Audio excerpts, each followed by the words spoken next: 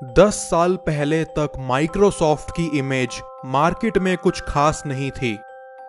तब लोगों का ये कहना था कि विंडोज और ऑफिस जैसे प्लेटफॉर्म्स के अलावा माइक्रोसॉफ्ट कुछ भी नई इनोवेशंस करने की काबिलियत नहीं रखती।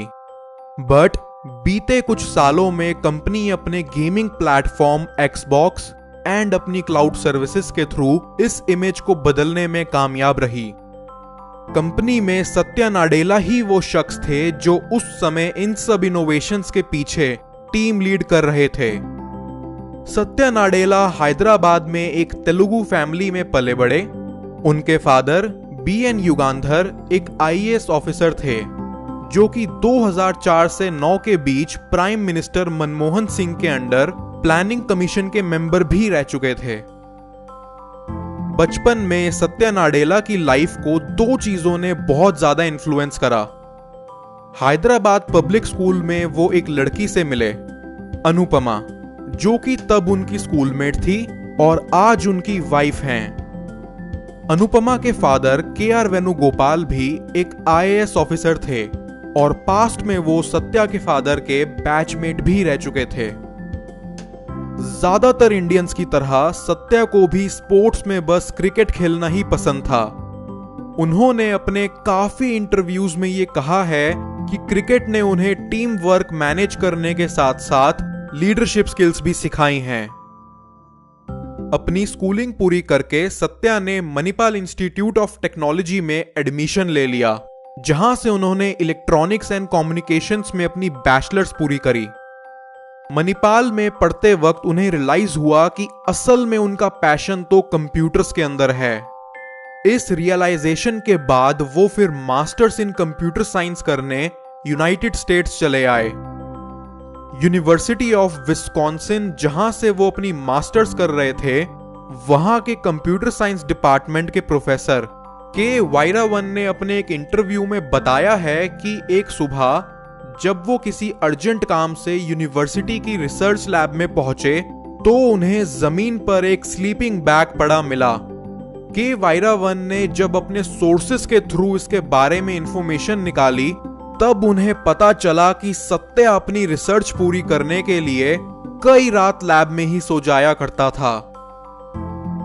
सत्या नाडेला ने 1990 में अपनी मास्टर्स पूरी करके सन माइक्रोसिस्टम्स के साथ उनकी टेक्नोलॉजी टीम में काम करना शुरू कर दिया।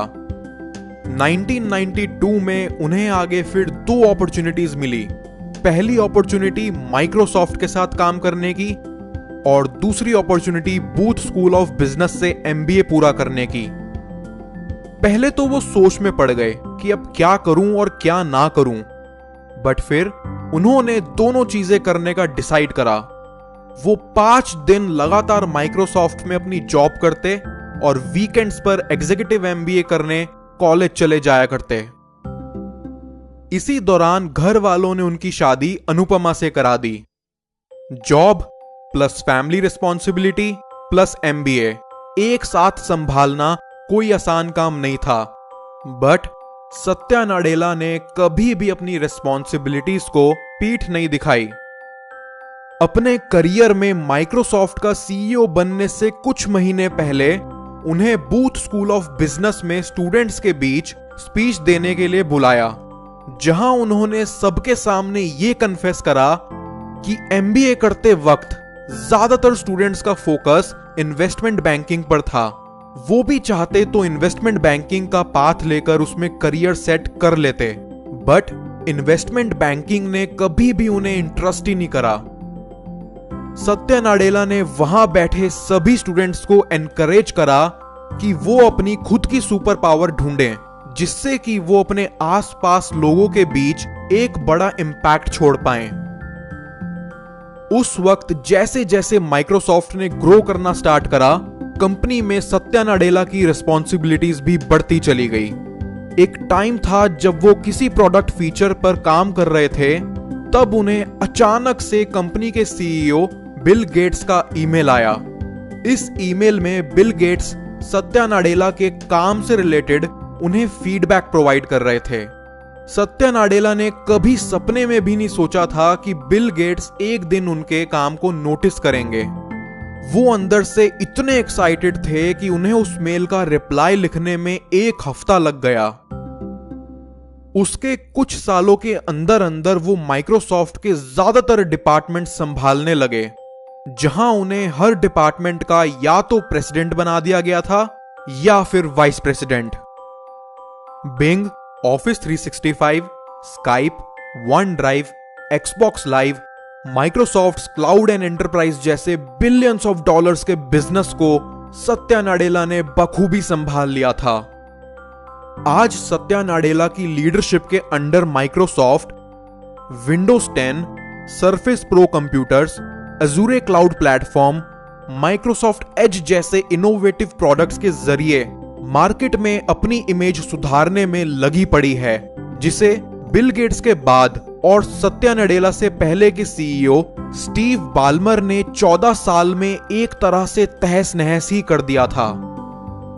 स्टीव बाल्मर ने 2000 में सीईओ बनने के बाद समय रहते इंटरनेट एक्सप्लोरर में इनोवेशन करना जरूरी नहीं समझा, जिसकी बदौलत आज मौजिला फायरफॉक्स और गूगल क्रोम ने इन्हें इनकी खुद की गेम में हराकर रख दिया है।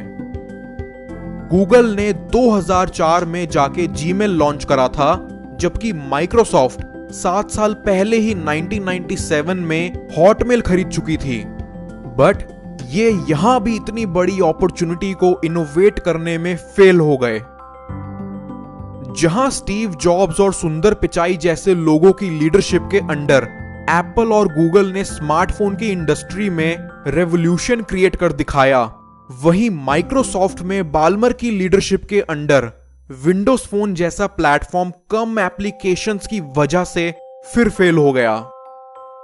फाइनली 2014 में जाके स्टीव बाल्मर ने खुद ही अपनी पोजीशन से रिजाइन दे दिया और फिर फरवरी 2014 को बोर्ड ऑफ डायरेक्टर्स की मेजॉरिटी वोटिंग ने सत्या नाडेला को माइक्रोसॉफ्ट का 3rd सीईओ बना दिया।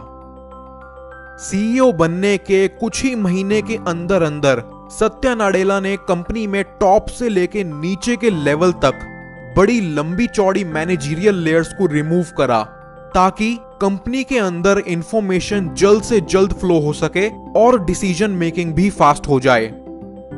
आज सत्या नाडेला की वजह से माइक्रोसॉफ्ट अपनी नई इमेज बनाने में कामयाब हुई है, जिसकी वजह से माइक्रोसॉफ्ट को स्टॉक मार्केट में भी काफी टाइम बाद प्रॉफिट देखने को मिल रहा है।